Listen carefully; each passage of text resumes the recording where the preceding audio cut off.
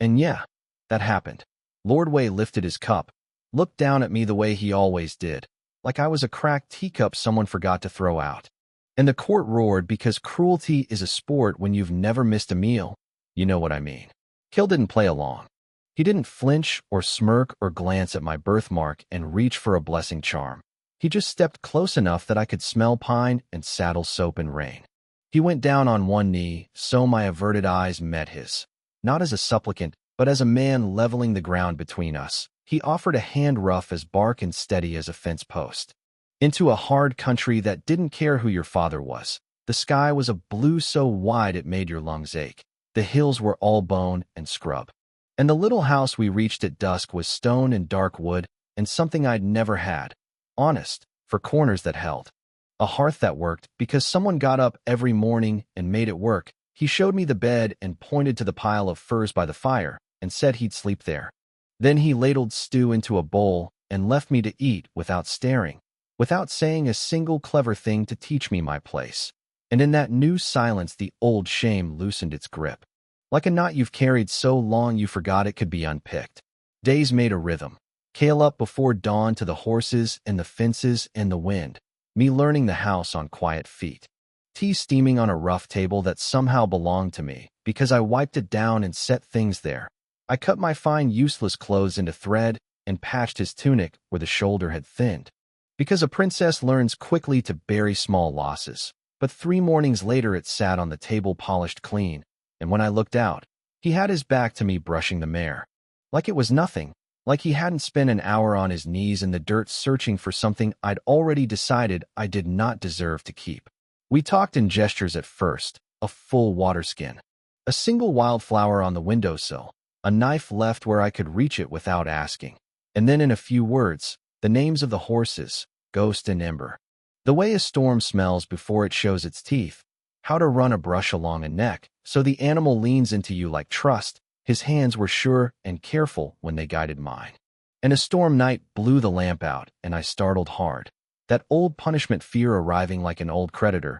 He didn't touch me, but he stood close and said, "I am here. You are safe." And it didn't matter that it was dark, because a truth like that lights a room from the inside. The trouble didn't show up with thunder. It showed up with 3 men on good horses. Said the land was his now. Said maybe they'd take me as deposit. And I learned that the quiet man I married had another self folded underneath. He moved, not wild, not sloppy, but like the blade no one saw coming. 2 strides, a fist that cracked bone, a drag from a saddle that sent one man into the dust on his back. A fence post turned spear in hands that knew where to put force so it did not come back on him.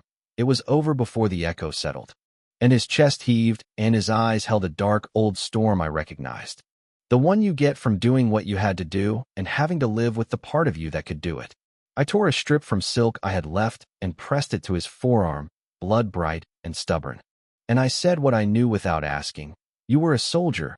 He nodded after a long time and said a war for a king he didn't respect, a history heavy enough to change the set of a man's shoulders. I don't let men throw stones at my door, not here, and something in me that had stood alone for years leaned, just a little. Like a sapling finding a windbreak. Let me back up a sec. The Baron didn't like losing. Men like him think the world is a ledger written in other people's pain. So he sent not riders, but a rumor with boots, the one they called the Shadow, who believed you break a person's spirit before you break their body. We found a dead raven on the steppe. The well water turned to bitterness overnight. Symbols carved on trees like the alphabet of fear. Then a doll in silk with a red mark painted sloppy across its porcelain cheek. I dropped it like it burned, and he fed it to the fire without a speech. And that night the barn breathed smoke because someone with a torch forgot to be careful. Kale was waiting. Knife and resolve, and that other man inside him.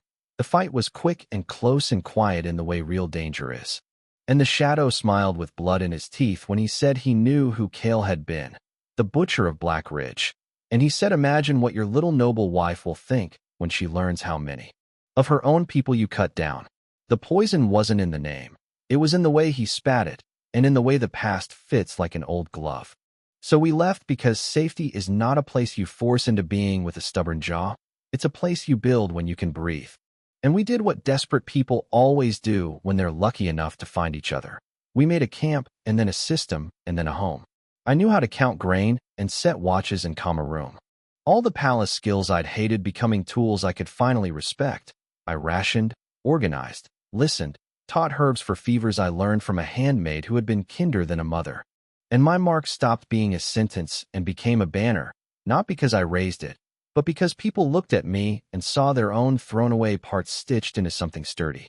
Kale watched me become the person I could have been if someone had told me early that worth is not a gift, it's a muscle.